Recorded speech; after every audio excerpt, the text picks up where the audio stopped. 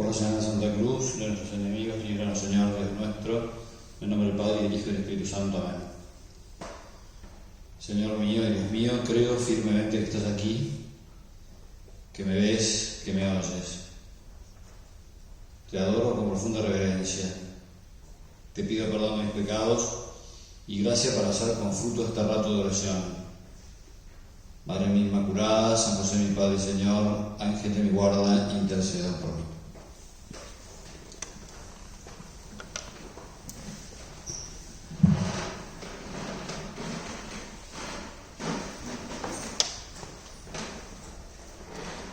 Bueno, bienvenidas a este retiro y ya la saludaré a cada una después personalmente. Me alegro mucho de estar aquí. Les cuento que yo estoy acostumbrado a hablarle a gente más grande, no estoy acostumbrado a hablarle a gente tan joven como ustedes, así que vamos a intentar hablar en un lenguaje más o menos común. Lo voy a intentar, no sé si va a ser Bueno, les cuento. Lo primero, vieron que acabamos de pedirle a Jesús que nos dé su gracia para hacer con fruto este rato de oración. ¿Por qué le pedimos al Señor que nos dé su gracia? Y, entre otras cosas, porque el trabajo que nos toca en este curso de retiro es un trabajo de vincularnos con ese Dios que es maravilloso, que es omnipotente, que es nuestro Padre, que es todopoderoso, pero a quien no vemos, cuyas palabras no escuchamos, a quien no podemos tocar. Nosotros los seres humanos vieron que nos copan todas aquellas cosas que nos entran por los sentidos, o sea, las cosas ricas, nos gustan las cosas ricas, nos gustan las cosas agradables a la vista, nos gustan las cosas, nos gusta la canción, nos copamos con las canciones buenas. Bueno, es decir, nuestra atención la podemos concentrar cuando nuestros sentidos están, digamos, atentos porque hay algo que nos llama la atención. Bueno, entonces, por esto es difícil realizar la oración, es precisamente ponernos en contacto con ese Dios al que no vemos, al que no vimos, pero nuestra fe nos dice que ahí está Jesús, ahí en el sagrario, nos dice que tenemos un Padre que es todopoderoso y no hacen falta muchas cosas para ponerse en contacto con ese Dios. Lo único que hace falta para ponernos en contacto con ese Dios, con este Dios nuestro, es simplemente querer hacerlo. Para eso estamos acá, y entonces hay unas palabras de Jesús en el Evangelio que son muy lindas, que dicen, así dice Jesús: si alguno me ama, nosotros iremos y haremos en él nuestra morada. Es decir, si alguna persona realmente de corazón quiere entrar en contacto conmigo, quiere realmente contemplar mi vida, quiere compartir conmigo su vida, nosotros, el Padre, el Hijo, el Espíritu Santo, vendremos y haremos en él nuestra morada. Fíjense qué cosa más linda, ¿no? Porque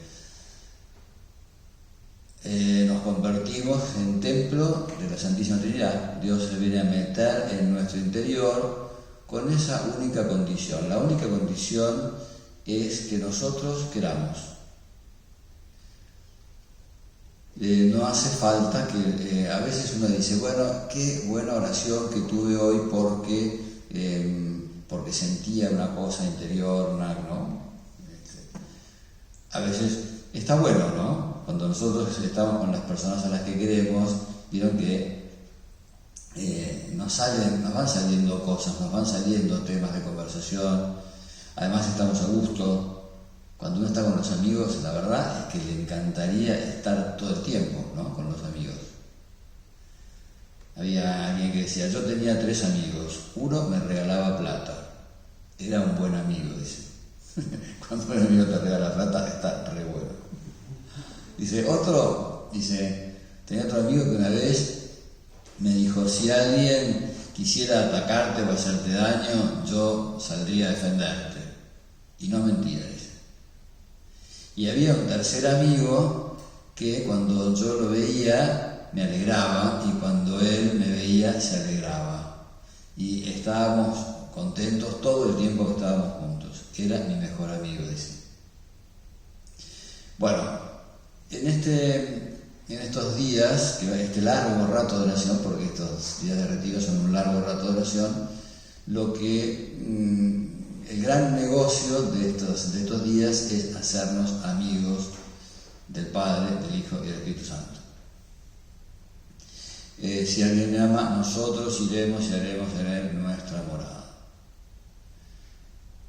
No hace falta que nosotros seamos personas muy inteligentes. No hace falta que nosotros seamos personas así muy leídas, ¿no? Porque para hablar con Dios no hace falta ser así de una enorme cultura. No. Jesús, les voy a leer una definición de oración que da Santa Teresita. ¿Vieron que ayer fue Santa Teresita del Niño Jesús? Bueno, hay muchas definiciones de oración, pero a mí hay una que me gusta especialmente, que dice así: para mí la oración es un impulso del corazón. Fíjense qué bien, ¿no?, cómo lo define Santa Teresita. Un impulso del corazón, una sencilla mirada lanzada hacia el cielo, un grito de agradecimiento y de amor, tanto desde dentro de la prueba como desde dentro de la alegría. Es decir, que cualquiera sea la situación en la que nosotros nos encontremos, hayamos aprobado un examen o nos hayan bochado en el examen, te haya mirado, te haya respondido a la mirada ese chico en el que estás pensando, o no te haya respondido con la estés contenta o estés más o menos triste, estés con proyectos o sin proyectos, estés con fuerzas o sin fuerzas, estés dormida o estés despierta, es decir, siempre que desde el fondo de tu corazón salga ese grito, podríamos decir, como ese deseo de estar con Dios, ahí estás conectando con Dios. Me hizo mucha gracia, hace unos años estaba a punto de celebrar misa y viene un chico de 7 años, 8 años, y me mira y me dice: ¿vos conectás con Dios? Me gustó mucho. ¿Haces contacto con Dios? No, sí, cuando no hago cortocircuito, ¿no? Algunas veces hago contacto. Y entonces, claro, nosotros siempre que tenemos ganas de estar con Dios, siempre que venimos a visitarlo, siempre que lo buscamos en donde sea, siempre que queremos entrar en contacto con Dios, entramos en contacto con Dios. Esto es muy interesante. Es como tenemos un wifi que no se interrumpe nunca. Es una conexión directa, pero además que, claro, las comunicaciones humanas, vieron que se interrumpen. Con Dios tenemos la certeza de que Dios nos escucha siempre, aunque nosotros estemos distraídos, aunque nosotros no tengamos, así podríamos decir, como estemos demasiado atentos. Bueno, el Señor siempre está atento a nosotros, siempre está pendiente de lo que a nosotros nos pasa. Y entonces lo que sí es interesante es que nosotros intentemos que esa oración sea una oración que salga desde adentro del corazón. Es decir, que es una oración sincera. Bueno, que salga del corazón significa, entre otras cosas, que sea sincera, ¿no? Jesús se quejaba de los fariseos. Los fariseos eran unos personajes que eran grandes conocedores de la ley, podríamos decir, eran como la religión oficial de Israel, ¿no? O sea, ellos eran casi, podríamos decir, como los que tenían las llaves de quién se salvaba y de quién no se salvaba. Era gente que vivía juzgando a los demás. Bueno, no todos los fariseos eran iguales, pero muchos de ellos se creían muy importantes porque eran estudiosos. Entonces, rezaban muchas oraciones ellos. Y Jesús, ¿de qué se quejaba? Decía, esta gente me honra con los labios, pero su corazón está lejos de mí. Cuando decía Jesús que su corazón está lejos de mí, él estaba diciendo, estos hombres son un poco hipócritas. O sea, por un lado hacen oraciones, por un lado hacen sacrificios, y después por otro lado hacen lo que les da la gana. Después por otro lado explotan a las personas que son pobres, son injustas, son criticonas. Es decir, nosotros podemos honrar a Jesús con el corazón, aun cuando estemos a veces distraídos. O sea, no se asusten si están distraídas. No se asusten si les cuesta la concentración. No se asusten si en algún momento determinado no les salen cosas para decirle a Jesús, porque vieron que hay momentos en los cuales uno no le salen cosas, incluso con los amigos o con la familia, uno hay momentos en los que está en silencio, no puede estar uno hablando todo el tiempo, es agobiante entre otras cosas. Como decía el personaje de Lelutier, y se le hablaba, dice, y así le dejaba la cabeza. Bueno, entonces también en el diálogo humano hay momentos en los cuales uno está en silencio, ¿no? En silencio se pueden decir muchas cosas. Cuando no habla la boca, puede hablar el corazón. Porque puede ser que no se nos ocurran algunas cosas, pero en el fondo le estamos diciendo al Señor, Señor, vengo a entregarte mi corazón. Hay una frase muy linda, que dice de la Escritura, no me acuerdo ya de dónde es, pero dice, dame, hijo mío, tu corazón. Dios no necesita muchas cosas de nosotros, en realidad no necesita nada de nosotros. Así hablando estrictamente, ¿no? Estrictamente Dios es un ser que tiene absolutamente todo. Pero Dios está enamorado de sus criaturas. Esto es una cosa muy interesante. Dame, hijo mío, tu corazón. Dios es dueño del mundo.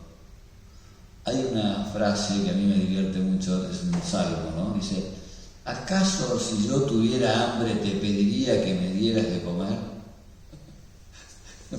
me divierte imaginármelo, ¿no? O sea, entonces, dice, ¿acaso si yo tuviera hambre iría a Carrefour a conseguirme unas papas fritas? No. Dice, mía es la tierra y todos los animales que la pueblan, mío es el mar y todas las aves que lo surcan, míos son los mares y todos los peces que nadan en los mares. O sea, no necesito yo que vos me des de comer. Si alguna vez, por casualidad, tuviera hambre, todo esto es mío, no necesito pedirte, ¿no? Ahora, ¿qué es lo que Dios quiere? No necesita nada de nosotros, no necesita ni que seamos unos genios totales, no necesita que seamos, que tengamos éxito, no necesita nuestro éxito. No, él lo único que quiere es lo que él no tiene, porque nosotros somos dueños de eso y es nuestro corazón. Cada uno de nosotros es dueño de su vida, de su libertad, de su corazón, y lo que el Señor quiere de nosotros es eso. Dame tu corazón. Si alguno me ama, nosotros iremos y haremos en él nuestra morada. Miren qué lindo programa ¿no? Para trabajar en estos días. A mí me encanta, me da mucha alegría poder predicarles a ustedes ahora, porque hace exactamente 50 años, el día de la primavera, cumplí 50 años que conocí esta casa y que hice mi primer retiro. Entonces me acuerdo, ¿no? De cómo me empiezo a acordar de las cosas. Tenía 18 años y estaba en la facultad hasta el primer año de Derecho, y había un colegio de curas toda mi vida, y había dos tipos de curas en el colegio que yo iba. No sé, había un montón, pero o sea, yo para simplificarlo lo divido en dos. Uno, que eran unos curas muy antiguos, que que hablaban desde un lugar que se llamaba el púlpito. No sé si se acordarán, ahora ustedes lo del púlpito, cuando no había micrófonos y todas estas cosas, para que el sacerdote, para que lo escuchara el sacerdote, había un lugar más elevado. Ustedes van a ir, qué sé yo, a las iglesias antiguas, a alguna catedral, a la Catedral de Buenos Aires, a alguna iglesia antigua, y van a ver que ahí adelante del altar hay un lugar, se sube por unas escaleritas, y un lugar chiquito que se llama el púlpito. Entonces, desde ahí el sacerdote habla, está en un lugar más elevado para que la gente lo pueda escuchar. Entonces había uno de los estilos de los sacerdotes que estaban en el colegio, era de los que hablaban desde el púlpito y tenían una retórica así, y hablaban como retando al público, ¿no? Era un estilo de predicación. Entonces la gente, había un cura que decía, desde allá arriba, ¿no?, con el dedo, decía, porque usted, señora, y todas las viejas se tiraban abajo los bancos porque se sentían atacadas por el cura, ¿no? Era un poco incómodo. Bueno, entonces ese era un estilo. El otro estilo de los sacerdotes que había en mi colegio era gente que estaba un poquito en la rebeldía social. O sea, defendían cosas importantes, cosas buenas, defendían la justicia social, ayudaban a los pobres, pero estaba todo ello teñido con un poco de violencia y con un poco de bronca y de espíritu de revancha. Algunos llegaron bastante más lejos y, algunos tenían incluso una interpretación marxista de la fe cristiana, ¿no? Bueno, el Papa, hubo bastantes documentos de la Iglesia donde se hacía referencia a cómo no se podía leer el Evangelio en clave marxista, ¿no? Donde, por ejemplo, algunos de estos sacerdotes donde decían los pobres, traducían los proletarios. Y para ellos la misa, en vez de ser el sacrificio del cuerpo de la sangre de Cristo y en vez de ser la cena fraterna, era como una ceremonia del proletariado en marcha para conquistar el poder. Entonces era toda una interpretación. Bueno, esos eran los dos, podríamos decir, las dos divisiones, por llamarlo de alguna manera, de los sacerdotes que yo conocía. Y entonces cuando vine al retiro me encontré con un cura joven que hablaba, por ejemplo, de la importancia de estudiar, que hablaba de la importancia de levantarse temprano, que hablaba de la importancia de tener unos hábitos de estudio, que hablaba de noviazgo, que hablaba de la oración. Y entonces me recopé.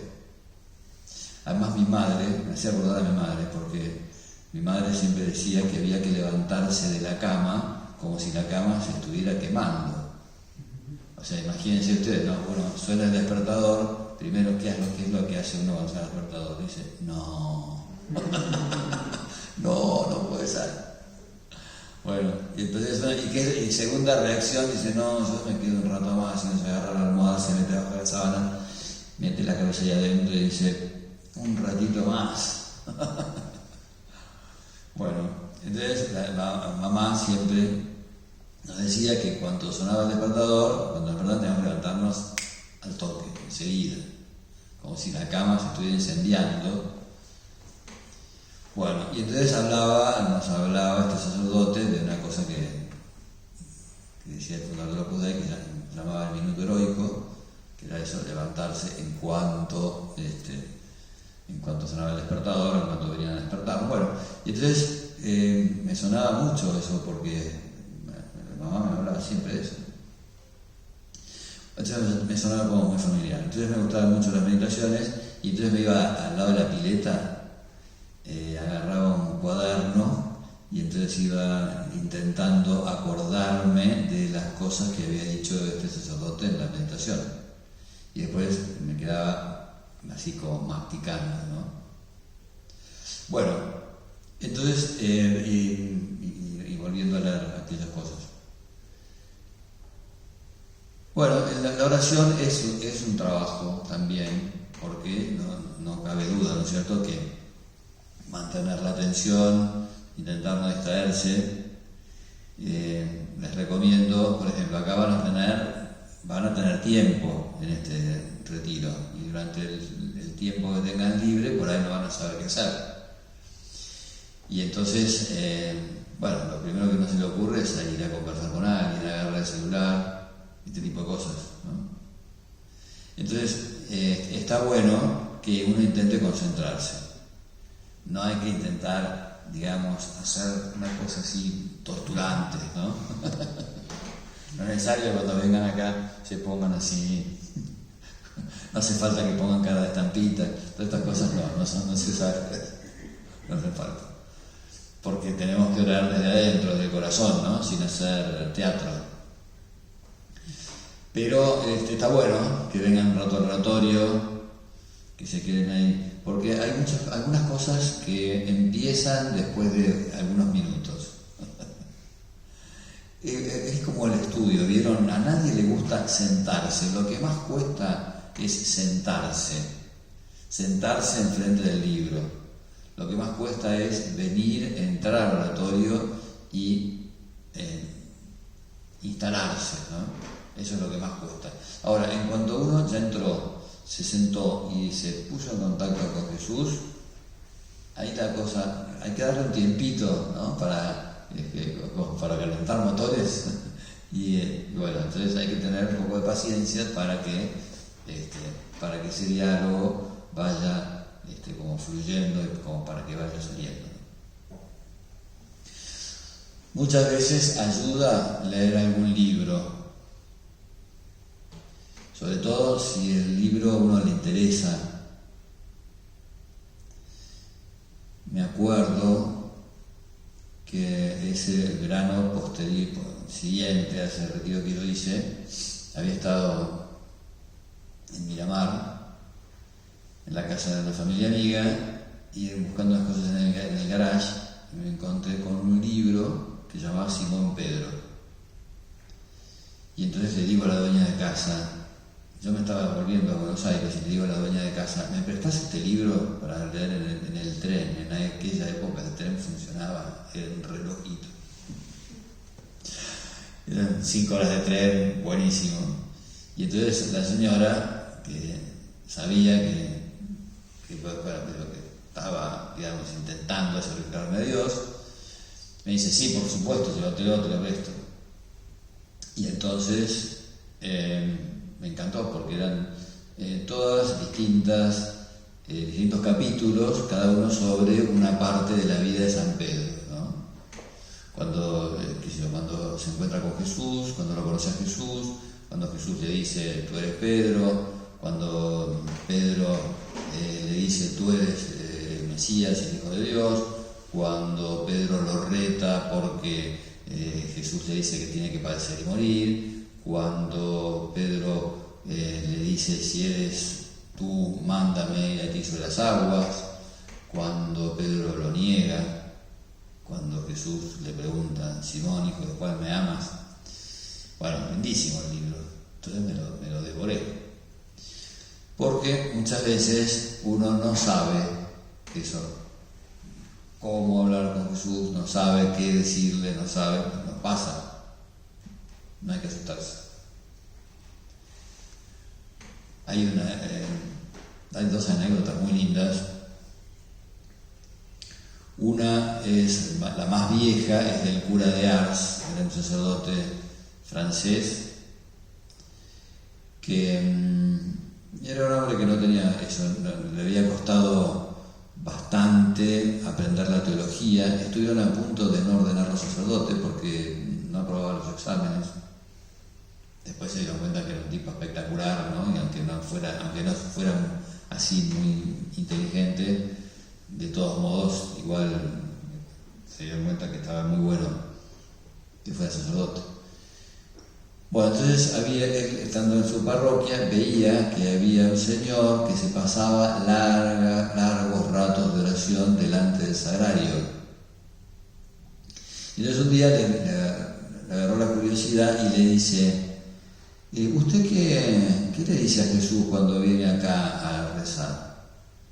Y entonces este hombre le dice, y yo a Jesús no le digo nada, yo lo miro y él me mira. Interesante, ¿no? O sea, una vez entonces esta es la tercera anécdota, vamos a contar en segundo lugar, es el segundo ahora.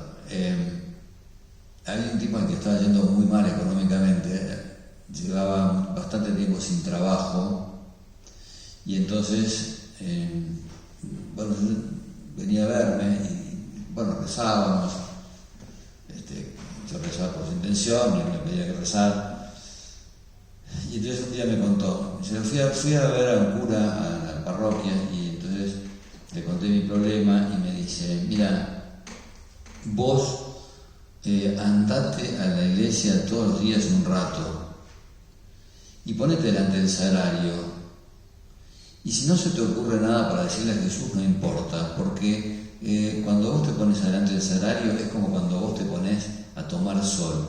Vos estás enfrente del sol y el sol calienta y te va quemando. Entonces, un día me encuentro de nuevo con este señor y le pregunto cómo van las cosas y me dice, mira, el trabajo, desastre, igual que siempre, pero yo todos los días voy al sagrario a tostarme un ratito. Así que si no se les ocurre nada, no se preocupen. Sí, les recomiendo entonces este tipo de cosas. Por ejemplo, está bueno. Ninguna de estas es absolutamente necesaria, son simplemente ayudas, pero ayuda mucho eso, a notar las cosas que a uno de alguna manera le sirven. Lo que importa es lo que les sirve a ustedes. Esta idea me pareció interesante. Yo tengo que trabajar este asunto, ¿no? Esto me va a ayudar a hablar con Dios sobre mi carácter, por ejemplo, ¿no? O sobre mi fiaca, o sobre las broncas que me agarro, o sobre mi oración, ¿no? Entonces, anoten, porque después uno puede volver sobre eso y eso es una ayuda a memoria interesante, ¿no? Vengan acá al sagrario, quédense un rato con Jesús. Después hay otra cosa que también ayuda mucho, que es el silencio interior, ¿no? Entonces, ¿cómo se cuida, cómo se fomenta el silencio interior? Y no charlando, si uno se pone a charlar, entonces uno se distrae, se pone a pensar otras cosas, es más complicado. O sea que no quiero decir que uno tenga que hacer un lenguaje todo por señas, no hace falta que sea todo por señas, no se trata de eso, no se trata de jugar, dígalo con mímica, no. Pero bueno, sí, intentar, si no necesita algo, que tenga un diálogo cortito, pero que no se enganche a charlar un rato largo con las demás, para que no, además, para no distraerlas también, ¿no? Porque por ahí uno se encuentra con alguien que está rezando y por ahí se distrae. O si uno en última instancia necesita charlar algo con alguien, bueno, el jardín es bastante grande como para perderse y no interrumpir la oración de los demás, ¿no? Pero bueno, intenten que sea lo mínimo. Y una última cosa muy interesante, que ya no depende de ustedes, sino que depende del mismo Dios, ¿no? Por eso le hemos pedido su gracia. Dice San Pablo, a veces no sabemos qué decirle a Dios en la oración, pero el Espíritu Santo viene en nuestra ayuda. Y el Espíritu Santo es como que nos va soplando al oído, ¿no? El Espíritu Santo es como que va despertando cosas en nuestro interior, va haciendo que vibren algunas de nuestras fibras interiores, ¿no? Es como cuando uno no sabe una materia y le pide al de al lado que le sople, ¿no? Bueno, entonces el Espíritu Santo es muy ingenioso y conoce nuestro interior, entonces llámenlo al Espíritu Santo. Señor, Espíritu Santo, envíame del cielo un rayo de tu luz, ¿no? Ven Espíritu Santo. Espíritu Santo, ayúdame, mandame tus inspiraciones, mandame un rayito de. Bueno, entonces con todos estos elementos están ustedes en óptimas condiciones para empezar este retiro y bueno, y vamos a pedirle también a la Santísima Virgen, ¿no? que nos ayude. Ella, que tenía una enorme intimidad con Dios, era hija de Dios Padre, madre de Dios Hijo, esposa de Dios Espíritu Santo, ¿no? Tiene una intimidad con el Señor espectacular. Entonces pongamos este retiro en sus manos para que ella nos ayude, ¿no? Ella que tiene este parentesco con Dios tan cercano, ¿no es cierto?, que nos contagie esa fe, esa esperanza y ese amor que ella tenía.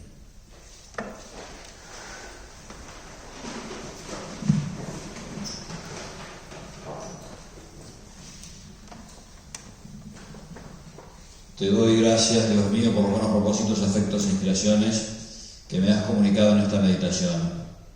Te pido ayuda para ponerlos por obra. Madre mía Inmaculada, San José mi Padre y Señor, Ángel de mi guarda, intercedan por mí.